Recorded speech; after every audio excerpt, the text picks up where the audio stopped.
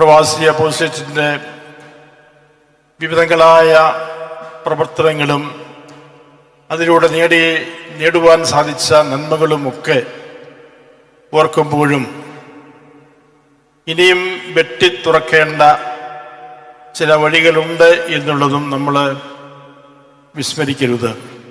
ഞാൻ ഇതിൻ്റെ രൂപീകരണ പശ്ചാത്തലം ഒന്ന് ഓർത്തു പോവുകയാണ്.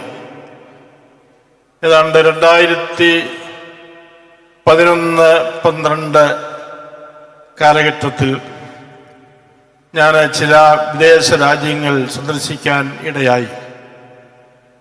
അങ്ങനെ സന്ദർശിച്ച അവസരത്തിൽ എനിക്ക് ചില കാര്യങ്ങൾ നേരിട്ട് മനസ്സിലാക്കുവാൻ സാധിച്ചു. ചില അനുഭവങ്ങൾ എനിക്ക് ഉണ്ടായി. വാസ്തവത്തിൽ അന്ന് നമ്മുടെ സിറോ മലബാർ സഭയ്ക്ക് ഇന്ത്യക്ക് പുറത്ത് ഒരു രൂപത മാത്രമാണ് ഉണ്ടായിരുന്നത്. അത് ചിക്കാഗോ, അമേരിക്കയിലെ ചിക്കാഗോ രൂപതയാണ്. ഞാൻ ഈ രാജ്യങ്ങൾ സന്ദർശിച്ച അവസരത്തിൽ ചില ഭവനങ്ങളിൽ പോകുവാനും അവിടുത്തെ പ്രത്യേകിച്ച് പേരൻസിനെ ഒക്കെ കാണാനും ഇടയായി. അന്ന് ഞാൻ കണ്ടുമുട്ടിയ ചില മാതാപിതാക്കൾ അവരുടെ വേദന പങ്കുവച്ചത് ഞാൻ ഓർക്കുന്നുണ്ട്. അത് അവരുടെ മക്കളെക്കുറിച്ചും അവരുടെ ഭാവിയെക്കുറിച്ചും ഉള്ള ആകുലതകൾ അവർ പങ്കുവയ്ക്കുകയുണ്ടായി. സാമ്പത്തികമായ ബുദ്ധിമുട്ടൊന്നുമില്ല, സാമ്പത്തിക ഭദ്രത ഒക്കെ ആർജിച്ചിട്ടുണ്ട്. എങ്കിലും അവര് ഒത്തിരിയധികം ആശങ്കയിലായിരുന്നു എന്നുള്ളത് അവർ പങ്കുവെക്കുകയുണ്ടായി. കാരണം മാതൃസഭയുടെ സാന്നിധ്യം ലഭിക്കാത്ത ഒരവസ്ഥ, മക്കൾക്ക് മാതൃസഭയെ അറിയുവാനും മാതൃസഭയുടെ വിശ്വാസ പൈതൃകം അനുഭവിക്കുവാനോ അത് വിലമതിക്കുവാനോ സാധിക്കാത്ത അവസ്ഥാവിശേഷം അവരായിരിക്കുന്ന സാഹചര്യങ്ങളിൽ അവർക്ക് ഈ മക്കൾക്ക് പോലും, സ്വന്തം മക്കളെ പോലും നല്ല ശിക്ഷണം നൽകി സഭാത്മകമായ സഭയോട് ചേർത്ത് പിടിച്ച് വളർത്തുവാൻ സാധിക്കാത്ത അവസ്ഥാവിശേഷം, അത് പലയിടങ്ങളിലും എനിക്ക് നേരിട്ട് മനസ്സിലാക്കുവാൻ സാധിച്ച കാര്യമായിരുന്നു. രണ്ടാമതായിട്ട്, വെളിച്ചത്ത് വരാൻ മടിക്കുന്ന ഒത്തിരി പ്രവാസി മക്കളുണ്ട്. നമ്മുടെ അതിരൂപതയിൽ നിന്നുള്ളവരെ പോലും പലരെയും കണ്ടുമുട്ടുവാൻ സാധിച്ചു. അവർക്ക് വെളിച്ചത്ത് വരുവാൻ സാധിക്കുന്നില്ല, പലർക്ക് ആഗ്രഹവുമില്ല. കാരണം അങ്ങനെയൊക്കെയുള്ള സാഹചര്യത്തിൽ അവരെ കഴിയുന്നവരാണ്. അവർക്ക് ജീവിക്കാൻ ബുദ്ധിമുട്ടുന്ന ആൾക്കാർ, ഭക്ഷണത്തിന് പോലും ബുദ്ധിമുട്ടുന്ന ആൾക്കാരെ ചിലയിടങ്ങളിൽ കണ്ടുമുട്ടാൻ സാധിച്ചു. ഏതാണ്ട് ഒരു അടിമത്ത അവസ്ഥയിൽ കഴിയേണ്ടി വരുന്ന സാഹചര്യം ഒക്കെ എനിക്ക് മനസ്സിലാക്കാൻ സാധിച്ചിട്ടുണ്ട്. ആണ്ടിൽ 1-2 ദിവസം മാത്രം അല്പം ഒന്ന് സ്വതന്ത്രമായിട്ട് പുറത്തേക്ക് ഇറങ്ങുവാൻ സാധിക്കുന്നു. അല്ലാത്ത അവസരങ്ങളിലൊക്കെ ഏതാണ്ട് ഒരു ജയിലറയിൽ കിടക്കുന്നത് പോലെ കിടക്കേണ്ടി വരുന്ന അവസ്ഥാവിശേഷം. അവരാരും രംഗത്ത് വരുവാൻ ആഗ്രഹിക്കുന്നില്ല. അങ്ങനെയുള്ളവരെ എനിക്ക് കാണാൻ സാധിച്ചിട്ടുണ്ട്. പരസ്പരം അറിയാതെ അടുത്തടുത്ത് താമസിക്കുന്നവരെ കണ്ടുമുട്ടിയിട്ടുണ്ട്. ഒരേ നാട്ടിൽ നിന്ന് വന്നിരിക്കുന്നവര്, ഒരേ സഭയിൽ നിന്ന്, ഒരേ രൂപതയിൽ നിന്ന് വന്നിരിക്കുന്നവര് അടുത്തടുത്താണ് താമസിക്കുന്നതെങ്കിലും പരസ്പരം അറിയാതെ അന്യപോലെ കഴിയുന്നവര്, പരസ്പരം ബന്ധപ്പെടാത്തവര്, ബന്ധപ്പെടാൻ ആഗ്രഹിക്കാത്തവര്, അങ്ങനെയുള്ള അവസ്ഥ കാണുവാൻ സാധിച്ചിട്ടുണ്ട്. മാതൃസഭയെ സ്നേഹിക്കാനോ അംഗീകരിക്കാനോ തയ്യാറാകാത്തവരെ കാണാൻ ഇടയായിട്ടുണ്ട്. അങ്ങനെ സഭാത്മകമായ വിശ്വാസപരമായ ജീവിതത്തിൽ നിന്ന് അകന്നു നിൽക്കുന്ന സഭാമക്കൾ ഒറ്റപ്പെട്ട് കഴിയേണ്ടി വരുന്നവർ, കുടുംബമില്ലാത്തവരും ഒക്കെ ആയിരിക്കുന്നവര്, കുടുംബമുള്ളവരുമൊക്കെ ചിലപ്പോൾ ഒറ്റപ്പെട്ട് കഴിയേണ്ടി വരുന്ന അവസ്ഥാവിശേഷം. കാരണം അവർക്ക് ആരെയും അറിയാൻ പാടില്ല, അവരെയും ആരും അറിയുന്നില്ല. അവർക്ക് അവരുടേതായ ആ നാട്ടിൽ, ആ പ്രദേശത്ത് അവിടെയുള്ള സഭാ സംവിധാനങ്ങളുമായിട്ട് ചേർന്ന് പോകാൻ സാധിക്കാത്ത അവസ്ഥ. അങ്ങനെയുള്ള വളരെ കുറ്റപ്പെടുത്തപ്പെടുന്ന അവസ്ഥയിൽ കഴിയുന്ന ആൾക്കാരെ കാണാൻ സാധിച്ചിട്ടുണ്ട്. സാമ്പത്തികമായി നല്ല നിലയിൽ കഴിയുന്ന ആൾക്കാരെ കണ്ടിട്ടുണ്ട്. അവരാ രംഗത്ത് സംതൃപ്തരാണ്. പക്ഷേ വിശ്വാസപരമായും സഭാപരമായും പരമദാരിദ്ര്യത്തിൽ കഴിയേണ്ടി വരുന്ന അങ്ങനെയുള്ളവരെയും കാണാനിടയായിട്ടുണ്ട്. സാമ്പത്തിക ഭദ്രതയുണ്ട്, പക്ഷേ മറ്റു പല കാര്യങ്ങളിലും ദാരിദ്ര്യം അനുഭവിക്കുന്ന അവസ്ഥാവിശേഷം. ആശ്രിതരെ കുറിച്ച് ആകുലപ്പെടുന്നവരുണ്ട്. നാട്ടിൽ തങ്ങളുടെ മാതാപിതാക്കളെ കുറിച്ച്, ബന്ധുമിത്രാദികളെ കുറിച്ചൊക്കെ ആകുലപ്പെട്ട് കഴിയുന്ന ആൾക്കാർ, നാട്ടിലേക്ക് വരാൻ നിവൃത്തിയില്ലാതെ കഴിയുന്ന ആൾക്കാർ, ഇങ്ങനെയൊക്കെയുള്ള ചില അനുഭവങ്ങൾ എനിക്കുണ്ടായിട്ടുണ്ട്. അതുപോലെ തന്നെ മക്കൾക്ക് സഭാപരമായ വിശ്വാസപരമായ ശിക്ഷണം നൽകുവാൻ സാധിക്കാത്ത അവസ്ഥാവിശേഷം. നമ്മുടേതായ സഭയുടെ സംവിധാനങ്ങളൊന്നും അവിടെ ഇല്ല, നമ്മുടെ വൈദികരുടെ സാന്നിധ്യം അവിടെ ഇല്ല. അങ്ങനെയൊക്കെ ഒരുമിച്ച് കൂടാനോ ഒന്നും സാധിക്കാത്ത വരുന്ന, അതിനുള്ള അനുവാദവും ലഭിക്കാത്ത സാഹചര്യത്തിൽ കഴിയുന്ന ആൾക്കാർ, ഇത് എങ്ങനെയുള്ളവരെയും ധാരാളമായി കണ്ടുമുട്ടാനിടയായിട്ടുണ്ട്. അതേസമയം നമുക്കറിയാം, സഭയുടെ നയം എന്താണെന്ന് നമുക്കറിയാം. അതായത് സഭ ഇക്കാലവും പഠിപ്പിക്കുന്ന ഇതാണ്: എവിടെയായാലും മാതൃസഭയുടെ വിശ്വാസ പാരമ്പര്യത്തിൽ ജീവിക്കുവാൻ സഭാമക്കൾക്ക് സാധിക്കണം. അത് അവരുടെ ചുമതലയാണ്. അത് ലഭിക്കേണ്ട അവകാശവും അവർക്കുണ്ട് എന്നുള്ളത് സഭയുടെ ബോധനമാണ്. പക്ഷെ അത് ലഭിക്കാതെ വരുന്ന അവസ്ഥാവിശേഷം. ലോകത്തിൽ എവിടെയായാലും സ്വന്തം മാതൃസഭയുടെ വിശ്വാസ പാരമ്പര്യം അനുസരിച്ച് ജീവിക്കുവാൻ, ആ പാരമ്പര്യത്തിൽ മക്കളെ വളർത്തുവാൻ, അവർക്ക് ശിക്ഷണം നൽകുവാൻ ഒക്കെയുള്ള ചുമതല, അവകാശം ആ മക്കൾക്കുണ്ട്. അത് നൽകുവാനുള്ള ചുമതല മാതൃസഭയ്ക്കും ഉണ്ട് എന്നുള്ളത് സഭയുടെ ഒരു പൊതുതത്വമാണ്. പക്ഷെ നമ്മുടെ സഭയിൽ നിന്ന് ഇപ്രകാരം പ്രവാസികളായി കഴിയുന്ന വലിയൊരു ശതമാനം ആൾക്കാർക്ക് അത് ലഭിക്കാതെ പോയി എന്നുള്ളത് ഒരു സത്യമാണ്. ഇന്ന് ഒത്തിരിയധികം മാറ്റം വന്നിട്ടുണ്ട്. നമുക്കിന്ന് ദേശത്ത്, ഇന്ത്യക്ക് പുറത്ത് പല രൂപതകൾ ഉണ്ടായിട്ടുണ്ട്. അതിലൂടെ ഈ പ്രവാസികളായ മക്കളെ അറിയുവാനും അന്വേഷിക്കുവാനും അവർക്ക് സഭാപരമായ ശിക്ഷണം നൽകുവാനും ഒക്കെ വളരെയേറെ സാധിക്കുന്നുണ്ട്. എങ്കിലും അവിടെയും ഇതിനോടൊന്നും ബന്ധപ്പെടാതെ കഴിയേണ്ടി വരുന്ന ധാരാളം ആൾക്കാർ ഇനിയും ഉണ്ട് എന്നുള്ളതും ഒരു യാഥാർത്ഥ്യമാണ്. ഇങ്ങനെയുള്ള ഒരു സാഹചര്യത്തിൽ ശനിയാഴ്ച അതിരൂപതയുടെ മക്കൾ എന്ന നിലയിൽ അവരോടുള്ളൊരു ഉത്തരവാദിത്വം ഈ അതിരൂപതയ്ക്കുണ്ടല്ലോ എന്ന ചിന്ത മനസ്സിൽ ഉദിച്ചു. നമ്മുടെ ചുമതലയാണ് എന്നുള്ള ആ ഒരു ബോധ്യം എനിക്കുണ്ടായിരുന്നു. അതുകൊണ്ട് ഇവരൊക്കെ എവിടെയൊക്കെയാണ് ഇവരായിരിക്കുന്നത് എന്ന് അറിയുവാനുള്ള ആഗ്രഹം ഉണ്ടായി. അതിനുവേണ്ടി പരിശ്രമം നടത്തി. ഈ പ്രവാസികളുടെ ഒരു സ്ഥിതിവിവരം ശേഖരിക്കുവാൻ ഉള്ള പരിശ്രമം നടത്തി. പക്ഷേ അത് വിജയിച്ചില്ല. 2-3 വർഷക്കാലം അതിനുവേണ്ടിയുള്ള പരിശ്രമം നടത്തുകയുണ്ടായി. നമ്മുടെ ഇടവകളിലൂടെ വീടുകളിൽ പോയി അന്വേഷിച്ച് പ്രവാസികളെ കണ്ടെത്തുവാൻ ശ്രമിക്കുകയുണ്ടായി. അവിടെയും അത് പൂർണ്ണമായി വിജയിപ്പിക്കുവാൻ സാധിച്ചില്ല. കാരണം പ്രവാസികളെ കുറിച്ചുള്ള വിവരങ്ങൾ പറയുവാൻ പോലും മടിക്കുന്ന ഒരു സമൂഹത്തെ കാണാൻ സാധിച്ചു. അവർക്ക് പല സംശയങ്ങളുമാണ്. എന്തിനാണ് വിവരങ്ങൾ ശേഖരിക്കുന്നത്? ഈ പ്രവാസികളെ അറിഞ്ഞിട്ട് എന്താണ് കാര്യം? എന്തിനു വേണ്ടിയാണ് എന്നുള്ള സംശയങ്ങളൊക്കെ അവർക്കുണ്ടായിരുന്നു. അതുകൊണ്ട് അവിടെ എവിടെയൊക്കെയാണ് എന്ന് അറിയിക്കുവാനോ വിവരങ്ങൾ നൽകുവാനോ പലരും തയ്യാറായില്ല. അങ്ങനെ കുറേ കാലം കഴിഞ്ഞു.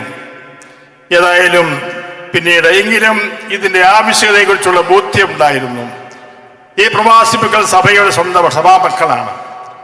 അവർക്ക് സാമ്പത്തിക ഭദ്രത ഉണ്ടായാലും അവർക്ക് നഷ്ടപ്പെടുന്ന ചില കാര്യങ്ങളുണ്ട്. അത് സഭയുടെ ഉത്തരവാദിത്വമാണ്. അവരുടെ വിശ്വാസ പരിശീലനം, സഭയോടൊത്തുള്ള അവരുടെ ജീവിതം, അത് നഷ്ടപ്പെടാൻ പാടില്ല. സഭ അവരോടൊപ്പം ഉണ്ട് എന്നുള്ള ബോധ്യം അവർക്ക് ലഭിക്കണം.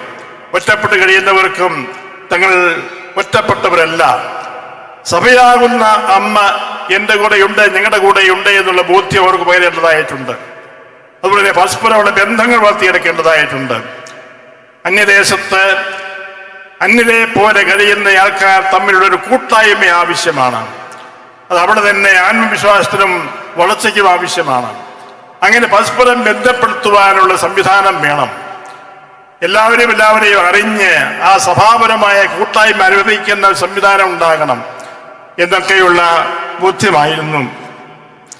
അങ്ങനെയാണ് ഇങ്ങനെ ഒരു പ്രവാസി അപ്പോസ്റ്റലേറ്റിന്റെ ആരംഭം കുറിക്കാൻ ഇടയായത്.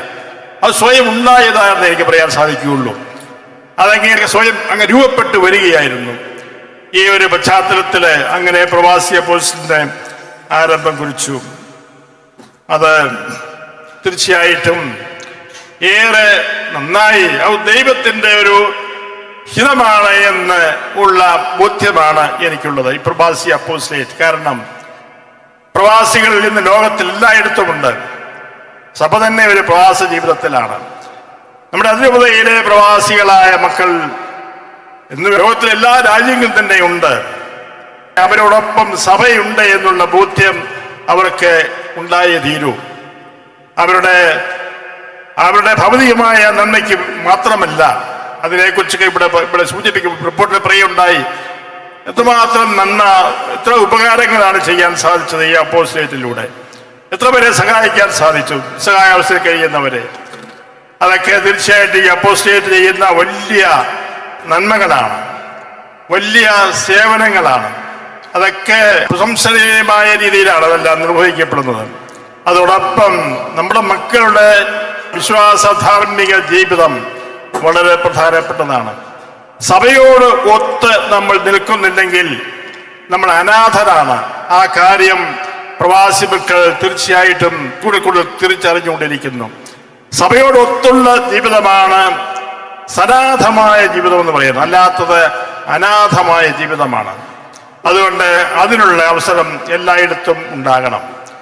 എങ്കിലും ഇന്നും പ്രവാസികളായ അനേകര് നമ്മുടെ പ്രവാസി പ്രേക്ഷിതത്വത്തിന്റെ പ്രവർത്തനങ്ങളെ കുറിച്ച് അറിയാത്തവരുണ്ട്, അറിഞ്ഞിട്ടും അറിഞ്ഞ ഭാവം നടിക്കാത്തവരുണ്ട്. അങ്ങനെ പോയാൽ പോരാ. അവർ ഒരുപക്ഷെ ചിന്തിക്കുന്നു, എനിക്ക് ഇതിനൊന്നും ആവശ്യമില്ല, ഞാൻ സന്തോഷവാനാണ്, ഞങ്ങൾക്ക് ഭദ്രതയുണ്ട്, ഞങ്ങൾക്ക് ഈ പ്രപ്പോസലിന് ആവശ്യമില്ല എന്ന് ചിന്തിക്കുന്ന പ്രവാസി മക്കളുണ്ട്. അവരോട് എനിക്ക് പറയാനുള്ളത് ഇതാണ്: ഞങ്ങൾക്ക് ഈ സഭയുടെ ആവശ്യമില്ല എന്ന് ചിന്തിച്ചാലും സഭയ്ക്ക് നിങ്ങളെ ആവശ്യമുണ്ട്, ദൈവത്തിന് നിങ്ങളെ ആവശ്യമുണ്ട് എന്നാണ് എനിക്ക് പറയുവാനുള്ളത്. കാരണം നമ്മൾ എവിടെയായാലും ക്രൈസ്തവരാണെങ്കിൽ നമ്മൾ പ്രേക്ഷിതരാണ്, നമ്മൾ ഐക്യപ്പെട്ടവരാണ്.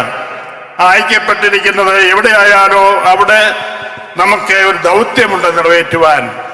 അത് മിശിഹായ്ക്ക് സാക്ഷ്യം വഹിക്കുക എന്നുള്ളതാണ്. ഇതാണ് ക്രിസ്തീയത എന്ന് പറയുന്നത്. മിശിഹായ്ക്ക് സാക്ഷ്യം വഹിക്കുന്ന ഒരു ജീവിതമാണ് ക്രിസ്തീയ ജീവിതം. അത് ഒറ്റയ്ക്ക് നിർവഹിക്കുന്ന ഒരു കാര്യമല്ല, അത് പരസ്പര ബന്ധങ്ങളിൽ നിർവഹിക്കപ്പെടേണ്ട ഒരു കാര്യമാണ്. പരസ്പര ബന്ധങ്ങളിൽ കൂട്ടായ്മ ജീവിതത്തിലൂടെയാണ് ക്രൈസ്തവ സാക്ഷ്യം നൽകുവാൻ സാധിക്കുകയുള്ളൂ. അങ്ങനെയുള്ള പ്രേക്ഷിത സാക്ഷ്യം നൽകുവാൻ സാധിക്കണം. ഇവിടെ മതപരിവർത്തനത്തിന്റെ കാര്യമല്ല ഞാൻ സൂചിപ്പിക്കുന്നത്, മറിച്ച് കർത്താവ് പറഞ്ഞതുപോലെ നിങ്ങൾക്ക് പരസ്പര സ്നേഹമുണ്ടെങ്കിൽ അതുകൊണ്ട് നിങ്ങൾ എൻ്റെ ശിഷ്യരാണെന്ന് ലോകം അറിയും. അങ്ങനെയാണെങ്കിൽ നമ്മുടെ ചങ്ങനാശ്ശേരിയുടെ തന്നെ മക്കൾ, ലോകത്തിലെല്ലായിടത്തും ജീവിക്കുന്ന നമ്മുടെ മക്കൾക്ക് ക്രിസ്തുവിന്റെ അനുയായികളാണ് എന്ന് ലോകത്തെ അറിയിക്കുവാൻ വളരെയധികം സാഹചര്യങ്ങളുണ്ട്. അവിടെ നിങ്ങൾ ആ കൂട്ടായ്മയിൽ, സ്നേഹത്തിൽ, ഐക്യത്തിൽ ഒരുമിച്ച് ജീവിക്കുമ്പോൾ, വിശ്വാസത്തിൻ്റെതായ ജീവിതം നയിക്കുമ്പോഴും അവിടെ സാക്ഷ്യം വഹിക്കുകയാണ്. അത് പ്രേക്ഷിത സാക്ഷ്യമാണ്. അതാണ് ഏറ്റവും വലിയ പ്രേക്ഷിത പ്രവർത്തനം എന്ന് പറയുന്നത്. നമ്മൾ ഉത്തമ ക്രൈസ്തവ വിശ്വാസികളായി ജീവിക്കാൻ സാധിക്കുക. എല്ലാവരുടെയും അയൽക്കാരെന്നതുപോലെ ഓരോരുത്തർക്കും ജീവിക്കാൻ സാധിക്കുക. ആ ആദിമ ക്രൈസ്തവ സമൂഹത്തിന്റെ ക്രിസ്തീയ കൂട്ടായ്മ ജീവിക്കാൻ സാധിക്കുക. അത് ജീവിക്കുമ്പോൾ നമ്മൾ പ്രേക്ഷിതരാണ്. അങ്ങനെ പരസ്പരം വേർപെട്ടല്ല, ഒരുമിച്ച് ഒരു മനസ്സോടെ എവിടെയായാലും ജീവിക്കുന്ന ഒരു ക്രിസ്തീയ സമൂഹത്തിന് ലോകത്തോട് വളരെയധികം കാര്യങ്ങൾ പറയുവാൻ സാധിക്കും, വലിയ സന്ദേശം നൽകുവാൻ സാധിക്കും. ഇതാണ് മനുഷ്യ ജീവിതം, ഇതാണ് ക്രിസ്തീയ ജീവിതം എന്നുള്ളത്. അങ്ങനെയുള്ള പ്രേക്ഷിത പ്രവർത്തനങ്ങളുടെ, പ്രേക്ഷിത സാക്ഷ്യത്തിന്റെ ശക്തരായ ഉപകരണങ്ങളാണ് പ്രവാസികളായ മക്കൾ. അത് നമുക്കറിയാം, സഭയ്ക്ക് ഔദ്യോഗികമായി കടന്നുചെല്ലാൻ സാധിക്കാത്ത മേഖലകളിലും പല ഗൾഫ് രാജ്യങ്ങളിലും ഇന്ന് കുറേയൊക്കെ മാറ്റം ഉണ്ടായിട്ടുണ്ടെങ്കിൽ തന്നെയും അങ്ങനെയുള്ള സ്ഥലങ്ങളിൽ ഈ സാക്ഷ്യം നൽകുവാൻ നമ്മുടെ പ്രവാസി മക്കൾക്ക് സാധിച്ചിട്ടുണ്ട്. എങ്കിലും അവിടെയൊക്കെ കൂട്ടായ്മയുടെ അഭാവം ഒത്തിരിയേറെ നിലവിലുണ്ടായിരുന്നു. ഇന്ന് അത് പരിഹരിക്കപ്പെട്ടുകൊണ്ടിരിക്കുന്നുവെങ്കിൽ തന്നെയും പക്ഷേ നമ്മളൊരു കൂട്ടായ്മയിൽ ഒരുമിച്ച് നമ്മളൊരു കുടുംബമാണ് എന്നുള്ള മനോഭാവത്തിൽ നമ്മൾ ജീവിക്കുമ്പോൾ, പരസ്പരം സ്നേഹിച്ചും സഹായിച്ചും സഹകരിച്ചും പങ്കുവെച്ചും ഒക്കെ ജീവിക്കുമ്പോഴും നമ്മൾ ക്രൈസ്തവ സാക്ഷ്യം നൽകുകയാണ്. അതാണ് പ്രേക്ഷിത, അതാണ് അപ്പോസ്തലേറ്റ് എന്ന് പറയുന്നത്. പ്രവാസി അപ്പോസ്തലേറ്റ് എന്ന് പറയുന്നത് അതാണ്. അങ്ങനെ അപ്പസ്തോലന്മാരാകണം. നിങ്ങൾ ഐക്യപ്പെട്ടവരാണ്, സാക്ഷ്യം നൽകുന്നവരാകണം. അങ്ങനെ അതിനുള്ള വേദികൾ ഇനിയും വേറെ വെട്ടിത്തുറക്കാനുണ്ട്. ഇനിയുണ്ട് അറിയപ്പെടാതെ കഴിയുന്നവര്, സ്വന്തം സഭയെ സ്നേഹിക്കാത്തവരും അറിയാത്തവരും അതിൽ അഭിമാനമില്ലാത്തവരും ഒക്കെ ആയിട്ടുള്ള പ്രവാസി മക്കളുണ്ട്. അവരും നമ്മുടെ കൂടെ ഉണ്ടാകും, നമ്മുടെ കൂടെ അവരും ആയിരിക്കണം. അവരെയും കൊണ്ടുവരേണ്ടതായിട്ടുണ്ട്.